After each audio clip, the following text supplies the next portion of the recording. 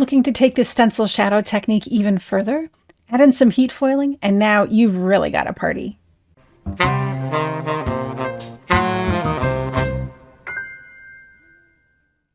Every technique video is narrated live while I'm doing the technique, so you're getting a real-time view of how the whole process works.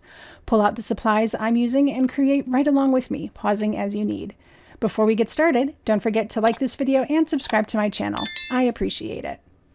In a previous video, I covered how to create a shadow using your stencils.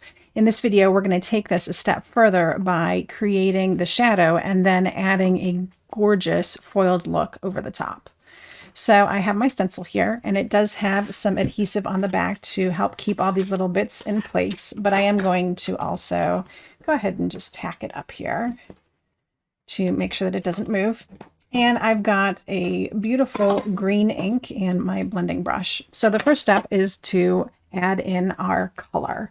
And it can be as dark or as light as you want it to be, because we are going to add the foil on top of it. That, of course, is going to overshadow everything and look just absolutely gorgeous. So you can do this as vigorously as you want to create the look that you're going for. So I'm just going to add in my green here, and this doesn't have to be perfect. Again, it depends on the look that you're going for. If you want it to be solid, you can make sure that that is happening, or you can do whatever you like. All right, so I have my stencil done. I'm going to go ahead and lift this up and show you what that looks like. So here is my stencil. And it looks pretty good. We are going to add in some blending afterwards as an option. So if you have areas where you didn't quite get your stenciling perfectly, don't worry about it. You'll be able to fix that up if you go for a little bit of an extra blend at the end. So my next step is to wash off my stencil so it's nice and clean for me to put down my deco foil transfer gel. Now, cleaning up your stencil isn't strictly necessary, as you're going to be covering up your transfer gel with your foil. However, if you don't want to contaminate the gel itself as you're working with it, clean off your stencil and then you won't have to worry so much about contamination. All right, so I have my cardstock here, and I'm going to zoom in a little bit so we can look at how this is going to offset. So I'm going to just slightly offset. Now in this case, it is the way that the little lines are. They're so close together that I don't want to offset too much, otherwise I'm just filling in the space. Now, if that's the look you're going for, you can absolutely do that. But I just want to offset a little bit, and you can see that I've offset here coming down a little bit, but I'm also offsetting these as well. So it's kind of a double offset on this particular stencil. So as you are doing your offset, make sure that you know what your stencil looks like and how that's all going to work. All right, so I've got that in place. Again, I'm going to put down just a few little pieces here to tack that in.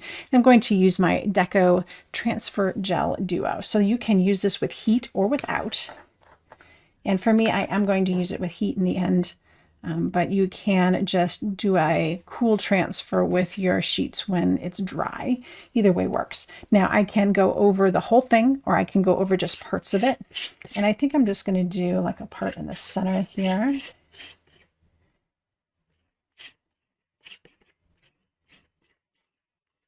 And I'd like to put down a thin layer of the gel. And that should be pretty good. So you see my gel is still nice and white, so I can go ahead and clean that off on my container. If I hadn't taken the ink off of this stencil, I would have just trashed that. All right, so this is good to go. I can go ahead and clean off my stencil while I wait for this to dry. All right, so you know your transfer gel is ready to use when it is clear and just a little tacky. And you should be able to put your hand on it and it shouldn't come up. So that is ready to go. I'm going to go ahead and take my piece of foil, and in this case I'm using gold, and put it right over the top. If I wanted to do just the pressure sensitive, I could rub it on here, and you see it would come off on the transfer gel and look absolutely stunning. But I'm going to run this through my laminator. All right, so I've run my piece through the laminator, and let's see what our result is. Wow, that is really, really beautiful. So I've got the green offset from the gold. And in any areas where I'd like to have a little bit of a softer look, or maybe where I made a mistake that I want to cover up, I can go ahead and just take my blending brush and go over it lightly to add in some more of that same color and just kind of soften up the look.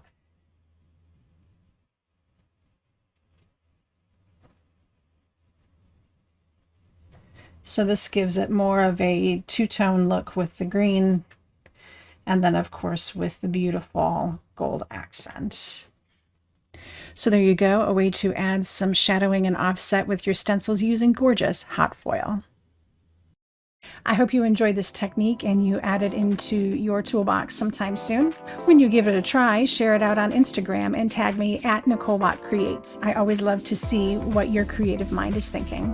Thank you so much for spending a little time with me today. And until next time, happy crafting.